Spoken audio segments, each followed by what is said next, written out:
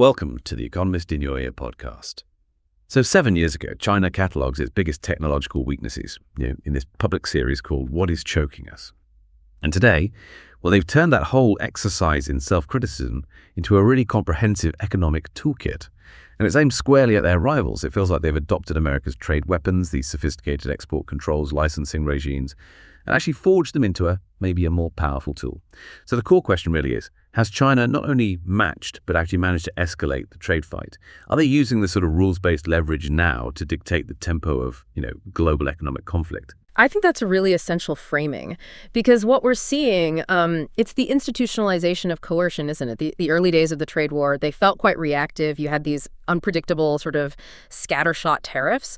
But now we're witnessing something much more deliberate, a strategic counterpunch from Beijing. And they're using, like you said, the most sophisticated weapons from the U.S. economic arsenal. But critically, they're applying them with, greater industrial scale and, you could argue, greater domestic political efficiency. It really does signify a profound power shift in how global trade leverage is perceived and, frankly, executed. Okay, let's start at that turning point then, about 7 years ago, because this wasn't just some internal policy memo, right? Yeah. The Chinese Science and Technology Ministry's official newspaper, they undertook this public state-level vulnerability audit. I mean, that's a pretty remarkable thing for an authoritarian government to do, just openly admitting weaknesses like that. It really was a fascinating period of self-reflection, that series, What is Choking Us? It ran for 3 months, and they published 35 incredibly specific articles detailing these national weaknesses. They didn't talk in generalities. They really named the precise technological choke points. Yeah. Areas where China relied entirely on foreign imports for critical processes. Can you give us a sense of what kind of weaknesses they were talking about? Was it all military tech, or was it more, basic industrial stuff? Oh, it covered the whole spectrum, the entire range of industrial capacity. So, for example, they focused on high-end machine tools, the really precise tools you need to make other tools. They highlighted their reliance on specific foreign software for designing semiconductors, the electronic design automation or EDA tools. And they also pointed to vulnerabilities in things like medical imaging software, even specific chemicals needed for high-resolution displays. It was really granular. And I think that was the moment Beijing realized the economic conflict was far deeper than just simple tariffs on, say, washing machines or steel. Right. And that realization is the key transition point, isn't it? Why do you think Beijing initially misread the trade war as just being about tariffs? And what was the moment they realized, okay, this is actually a fight over these choke points? Well, the initial reaction was pretty standard trade retaliation, wasn't it? America imposes, say, 25% tariffs on billions of dollars of Chinese goods, and China retaliates on billions of dollars of U.S. goods. But, there's a volume mismatch there, and it's economically painful for both sides, really. The pivot, I think, came when they watched America use non-tariff instruments. Specifically, the threat to cut off ZTE and then Huawei from vital U.S. components and software. That really demonstrated that a single targeted action against a choke point, access to critical, irreplaceable inputs, could potentially cripple a national champion far more effectively than any kind of blanket tariff. Okay, so the core claim here from the sources we're looking at is that China essentially reverse engineered the U.S. approach. They saw how effective export controls and these sanctions-like rules could be, and they basically concluded, right, we need our own version. Precisely, yeah. They're no longer content just, reacting to American tariffs. They are now initiating rules-based pressure, and it's designed to generate compliance drag and supply chain disruption outside of China's borders. And crucially, their political system, it gives them much more immediate and, frankly, aggressive levers to pull than the U.S. has traditionally used. And that sets the stage for China's consistent, but you're saying increasingly muscular dictum, the whole fight or talk message. Yeah, that message has always been there. If you want to fight, we'll fight you to the end. If you want to talk, our door is wide open. But the analysis suggests that over the last few years, especially watching the continuity of tight control policy under both Trump and Biden administrations, Beijing basically concluded America didn't really plan to make peace. The controls were only going to get tighter. So therefore, the strategic emphasis shifted entirely toward building offensive capacity, fighting effectively. We mentioned that China's system allows for levers beyond simple tariffs. What does that kind of command and control redirection actually look like in practice, beyond just slowing things down at customs? Well, command and control redirection is essentially the government's ability to just issue an instruction, say to state-owned enterprises, the SOEs, or maybe major industry associations, and that dictates their purchasing behavior. It's surgical economic warfare, really. The government can pressure domestic firms through various administrative means, maybe antitrust probes, sudden environmental reviews, or, sudden changes to product standards until they comply with these purchasing directives.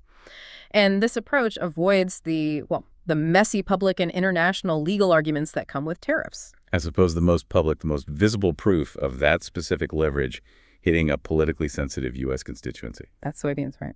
Oh, the soybean example is incredibly instructive. It just shows that surgical pain being inflicted. Soybeans were, until quite recently, America's biggest agricultural export to China. Huge business. Then in September, China imported 0 U.S. soybeans. Zero. Not a single bean. This is the first time that had happened since 2018. Wow. That statistic is staggering. It sounds like a direct, government-mandated halt, not just some natural market fluctuation. Oh, it absolutely was. It was deemed an economically hostile act in Washington. Instead of importing from the U.S., the buyers, and this is under explicit government instruction, that's the command and control part, they shifted all their purchases to South American producers, primarily Brazil and Argentina. So this action immediately hits the American agricultural heartland, which is obviously a key political base. It generates maximum domestic political friction in the U.S., but without damaging China's own consumer base too much or risking wide international legal challenges. It's highly targeted, very specific, and pretty effective. So once they realized tariffs were maybe too blunt an instrument, the next strategic step was to build their own export control architecture. Not just to mimic America's most powerful non-tariff weapon, but perhaps to even escalate its scope. This is where we shift from political signaling to actual rules-based leverage, yeah. Exactly. And the transition began by showcasing their ability to retaliate instantly, in kind. We saw that perfect tit-for-tat warning shot back in December. It wasn't subtle at all. Right, the computer chip exchange. America restricted chips going to China, and Beijing immediately restricted exports of critical elements needed for chips and other tech. That's the one, yeah. Barely 24 hours after America announced fresh restrictions on high-end computer chips destined for China, Beijing banned exports of gallium, germanium, and antimony. Now, these aren't exactly household names, but they are absolutely essential for high-tech manufacturing. Gallium for, say, 5G base stations, germanium for advanced fiber optics, antimony for batteries and flame retardants. It was a very clear tactical message. You restrict what we import to build our high-tech industry? Fine, we restrict what you import to build yours. The real strategic weight, it seems, lies in controlling the entire ecosystem. And that brings us to rare earths.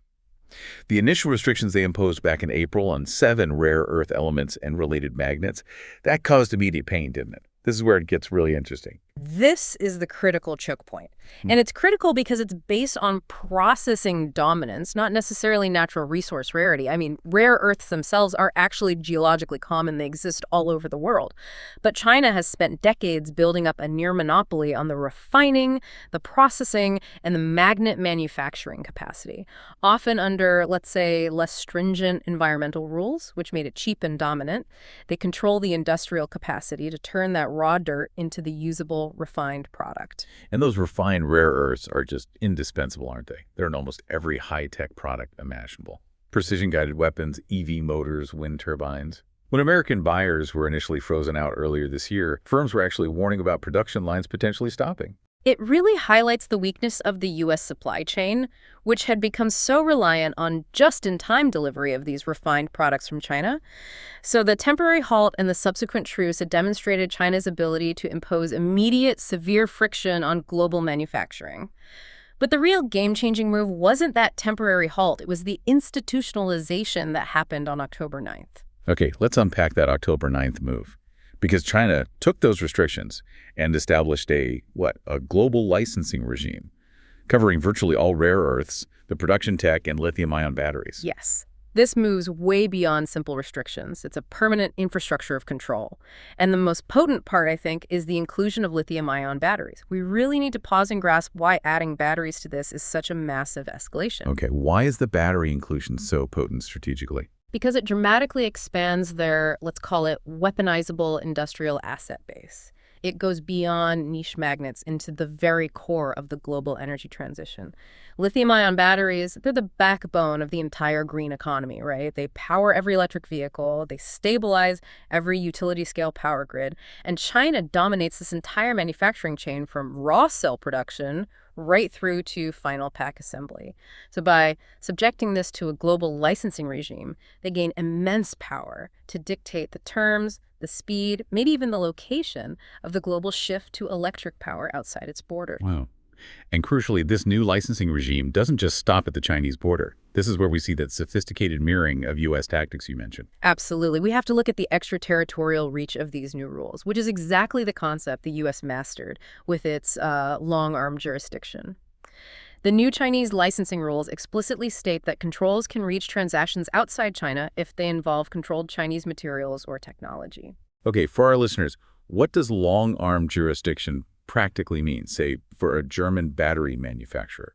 Okay, well, it means that if that German company uses Chinese rare earth materials, or maybe components, in its battery production, even if the final sale is to a third country, say Brazil, that transaction could still be subject to Chinese licensing requirements and audits. The rule basically forces companies globally to comply with Chinese rules, even when they're operating entirely outside China's physical borders. It effectively turns foreign companies into deputies for Chinese policy enforcement. And the level of mirroring, or maybe even trolling, as some sources put it, seems evident in the specific technical details they chose to target. Indeed. It's like a direct conversation being conducted through trade policy documents. America's semiconductor restrictions were aimed squarely at preventing China from manufacturing advanced logic chips smaller than 14 nanometers, right? That's the threshold for leading-edge AI, critical military tech. So, China's new rare earth controls, they impose extra scrutiny specifically on rare earths intended for use in chips, smaller than 14 nanometers. Huh. That sends a crystal clear message, doesn't it? We know exactly where you're trying to hurt us. And guess what? We're going to use the same highly technical measure to impose compliance costs right back on you. It's not just simple reciprocity. It's really an assertion of technical competence and, equivalent power. And beyond these sort of high-stakes, high-tech controls, we're also seeing this low-level administrative friction being applied pretty much across the board. The old death by a thousand cuts strategy. Exactly. Like, as of October 14th, both Washington and Beijing started charging special tiered fees on the other countries' linked vessels at their ports. Now, this seems like a really minor administrative detail, right?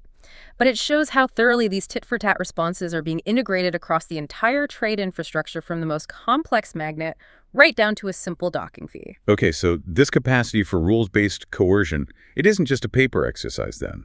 The reason these controls seem so potent is because of the sheer, almost overwhelming industrial heft that underpins China's economy, a scale that, frankly, America just doesn't possess right now. That scale is the absolutely essential context here, and it's often understated. China produces somewhere between, say, 29 to 31% of global manufacturing by value-added measures, and maybe closer to 35% by gross output. I mean, just to put that in perspective, that scale is roughly 3 times America's output, and it exceeds the output of the next 8 largest manufacturing countries combined. You just can't decouple from that reality overnight, or even realistically over several years. And this scale is what drove that fundamental reliance flip, wasn't it? The one trade economist Richard Baldwin highlighted. It's completely inverted the power dynamic of the supply chain. It really did. For decades, Western economists sort of reassured themselves that Chinese manufacturing was highly reliant on American technology and inputs. But Baldwin demonstrated that by 2020, American manufacturers were actually 3 times more reliant on Chinese inputs than Chinese firms were on American inputs. That statistical fact just changes the entire economic calculus, doesn't it? How exactly did that massive reliance on Chinese inputs develop? I mean, beyond just obvious cost savings. Well, it was a decades-long process, really, driven by 2 main factors: specialization and infrastructure. Western firms systematically outsourced manufacturing, chasing China's huge economies of scale and its, frankly, superb industrial infrastructure. China didn't just assemble products. It actively consolidated the entire upstream and downstream supply chain: plastics, components, specialized chemicals, specialized labor pools. It made it incredibly difficult and expensive for foreign firms to even think about relocating. So when China turns off the tap, it's not just turning off the flow of a final widget, it's disrupting the supply of all these vital, often low-margin components that hold Western production lines together. Right. Now, let's dig into the actual rule design, which seems to be a critical distinction between the U.S. and Chinese systems. Drawing on that Rand Corporation analysis, if America's system is often criticized for being, opaque and complex, how does China's new system differ fundamentally in its basic legal premise? Yeah, the difference really lies in the basic assumption of regulatory compliance. The U.S. export control regime, complex as it is, generally operates under a presumption of innocence, let's say. A company or a transaction is generally permissible unless the entity involved or the specific item or the end use is specifically blacklisted or controlled. You usually only need a license if the item is explicitly controlled or the buyer is explicitly sanctioned. Okay, but China's new written system completely flips that legal presumption on its head. It seems to, yes. It essentially presumes guilt, or maybe more accurately, non-compliance, until you actively prove otherwise. For items like rare earths now, the system requires every company, regardless of its location, to prove its innocence to Chinese regulators before it can proceed with a transaction. And this is the source of that intense compliance drag we're starting to see build up. Could you give a bit more detail on how intrusive those demands are? Like the example mentioned about overseas buyers having to upload photos of their factories. Yeah, the administrative requirements are apparently quite staggering, and they seem designed to be intrusive. To secure an export license for certain controlled materials, overseas buyers are reportedly being asked to submit extremely detailed, often proprietary, information. This includes things like demanding intrusive details about their own supply chains, and yes, even requiring them to upload photos or diagrams of their factories, essentially, to prove the controlled materials won't end up being used for military applications. Wow. That level of required disclosure, especially for proprietary overseas operations, it sounds calculated to maximize administrative pain and maybe just discourage applications altogether. It certainly seems calculated. Gerard DePipo at Rand Corporation observed that when you read China's controls, literally you look at the scope, the burden of proof shifted onto the applicant, the sheer administrative overhead.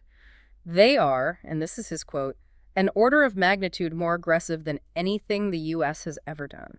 It's essentially an expensive bureaucratic cost imposed on global trade, designed specifically to create friction and uncertainty for any firm reliant on Chinese inputs. And this pain isn't just contained to the U.S., is it?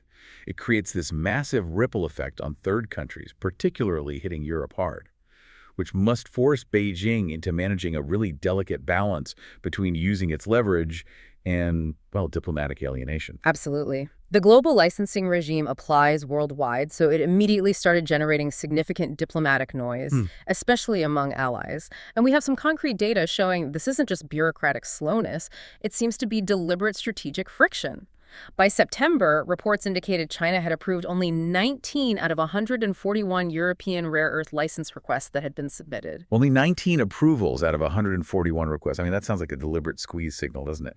Creating massive uncertainty for European industry. Precisely. European firms and various business groups are reporting months of delays, and even when approvals come, they're often only partial approvals. So this raises the critical question for Beijing. How do they use this leverage effectively without completely alienating potential neutral parties like the EU, who might otherwise resist fully aligning with Washington? If the compliance cost becomes too high, too painful, China risks pushing them directly into America's strategic orbit. That delicate calibration, leveraging dominance without forfeiting diplomatic neutrality, that's the real tightrope China has to walk now. Okay, so we've established that China has significant institutionalized near-term leverage, particularly in these refined inputs and batteries. But we probably need to avoid declaring this a finished game or some kind of absolute victory for them. The definition of winning here seems to be constantly shifting, partly because the U.S. and its allies are actively trying to harden their own defenses, right? Yeah, I think we need to anchor the analysis more in terms of competence and resilience. China's success so far is in institutionalizing these powerful tools at a massive manufacturing scale. However, this structure is ultimately designed to reward compliance. It also leaves room for strategic exemptions. So if a Western company dedicates vast resources to meeting China's invasive documentation demands, they can probably still proceed, but it comes at a very heavy cost. And the U.S. certainly isn't just sitting still. It's actively tightening its own regulatory architecture, trying to prevent Chinese countermeasures from neutralizing its controls or exploiting loopholes. There was that critical detail in late September about the Commerce Department extending the logic of the 50% rule. That's the reciprocity dynamic right there in action. And yes, this is a significant counterpunch. To understand the extension, we kind of need to understand the original intent of the 50% rule, which is sometimes called the de minimis rule. Previously, certain U.S. export controls only applied if American technology or components made up, say, 25% or more of the final product's value. The rule was designed to have a somewhat limited extraterritorial reach. Okay, and how did that become a loophole that Chinese firms could potentially exploit? Well, listed or sanctioned Chinese firms could theoretically just create new subsidiaries and then ensure that U.S. technology comprised less than that 25% threshold in the subsidiary's final product, or they could try to reorganize their corporate structure to sort of obfuscate ownership links. The late September move extended the logic of the 50% rule, although the actual threshold can vary to automatically cover majority-owned affiliates of listed entities.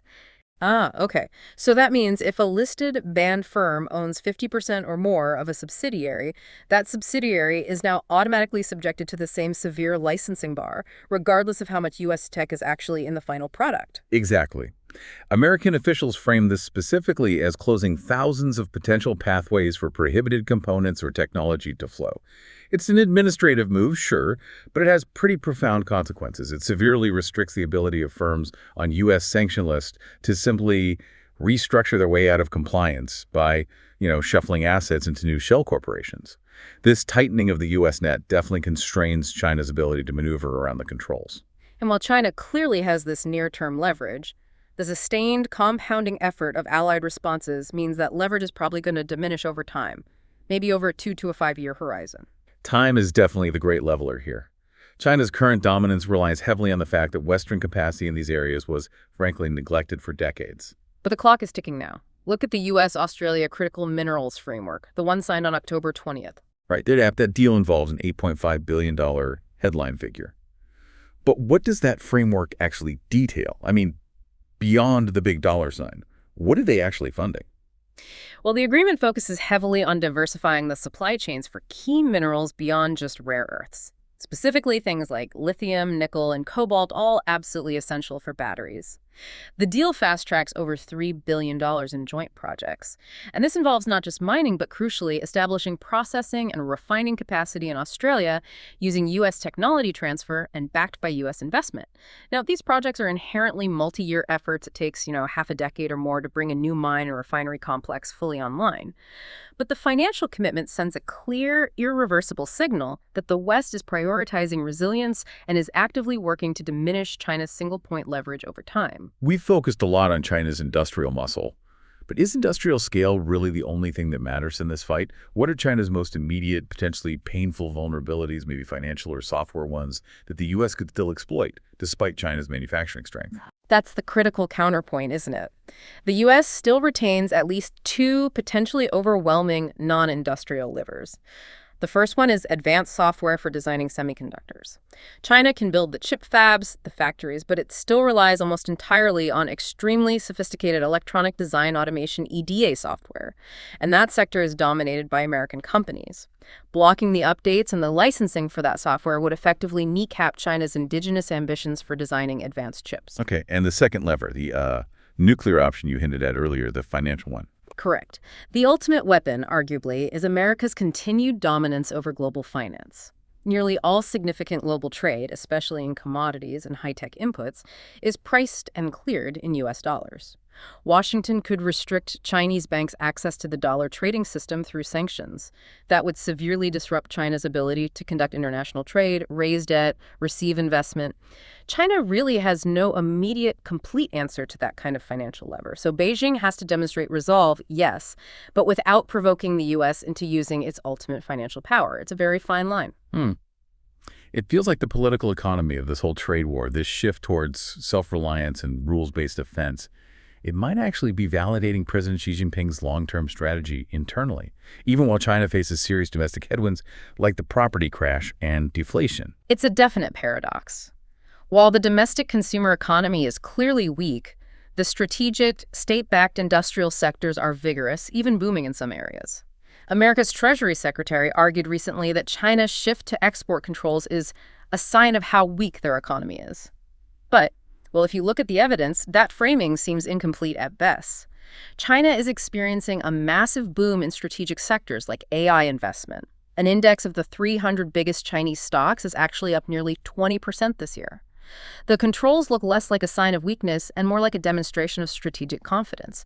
They're deploying these powerful rules-based weapons precisely because they feel they have the industrial muscle to back them up. But surely that huge push for self-reliance and strategic defense must come at a cost to the domestic consumer economy. That seems like the fundamental long-term trade-off facing Xi. Oh, it is the monumental choice. The sheer capital outlays required for self-sufficiency.